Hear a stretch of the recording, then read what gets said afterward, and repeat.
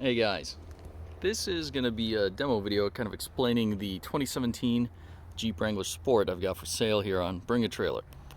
So I'm going to do a full walk around, kind of give you guys an idea. It's in fantastic shape. There are just some tiny imperfections. I don't know if you can see that right there. That was kind of from the factory. It's pretty mint otherwise. It's kind of been babied, garage kept its entire life. It's a 2017 Sport, 13,700 some miles. We'll kind of crack open the dash, you guys will see it once we start it up. There are some tiny imperfections on the wheels as well. Hey, it's an off-road rig, right? That's what it's for. The build is fantastic. I've kind of kept it clean. This has been my baby. The idea was that this was going to be my forever Jeep.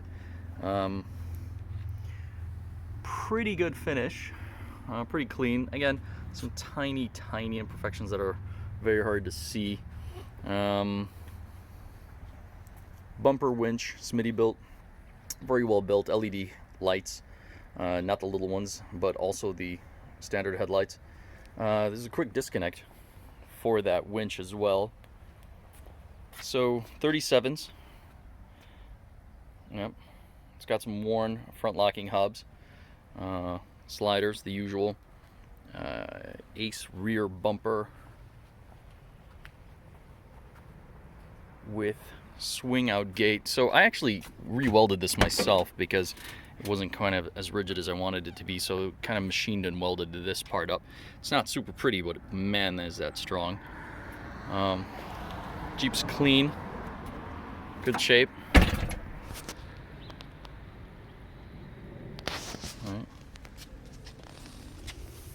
Dana 60 axles, it's pretty good shape here. Fox shocks, metal cloak springs. The suspension is a custom suspension from Wrangler. So it's a 3-link with the extra long heims. So as you can see, custom welded suspension pickup points, front and rear, and uses that cross member. I've got some MORE armor underneath. It's excellent shape. It's not beat up. Aftermarket drive shafts, obviously, the whole shebang. Oh, tiny imperfections here for just, getting in and out, I guess. There we go. Super clean inside out. It has been used. I mean, it's gone to Moab, but again, this was my baby, so I kind of took care of it. Sadly, I got into racing spec Miata, so last thing I need is a Jeep now, apparently. Oh, and plus all my buddies ended up moving, so nobody really go Jeeping with either. All right, runs fine. This is going to be a semi-cold start. I had to obviously turn it on to be able to get it outside here.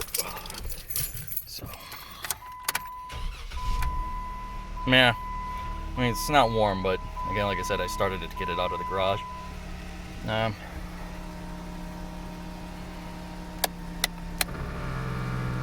Right, everything works.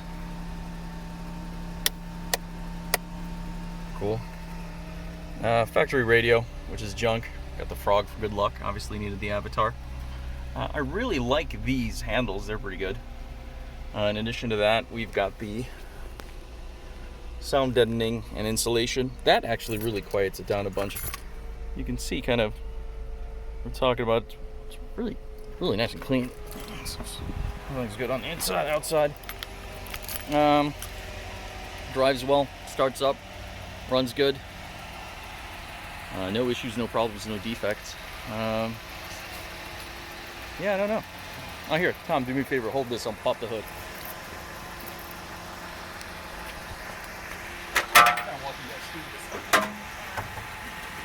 Okay, so ARB compressor.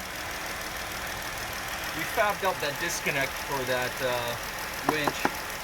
PSC, hydro assist steering. Everything's nice and clean. I have the cover for this. I just don't usually leave it on. Okay, here. And then hydro assist setup up front, Dana 60. So you're running 1 tons. Everything's solid. Aftermarket for the sway bar links. It's a really solid Jeep. I mean, it drives great, no problems. I mean, I was driving it to work, but the reality is I've got like a 5-minute drive to work, and I end up driving the Mini most of the time anyway. Great vehicle, Smitty bit sliders. I don't know, people make fun of the Smitty bit sliders, but they're a fantastic step, and they actually prevent people from dinging the car in the parking lot. I actually love them. I have this. The only reason I seal tape this up is because I don't want any moisture getting in here on that bearing. Yeah, it's a fantastic vehicle. 37s. You can see the tires are in pretty good shape. Again, I've had this vehicle since new mods started. Oh, I don't know, when I had 5 miles on it. So I've had it its entire life. Started cracking the wall head open and putting the work into it pretty quick. In total, I think I added it up. I'm at $67,000 for the build. So there's no way you're going to be able to put that together for what I paid for it. Plus, I did almost all the work myself. Except the welding. I ended up finding a shop to be able to do that just because I can weld, but those guys can really weld.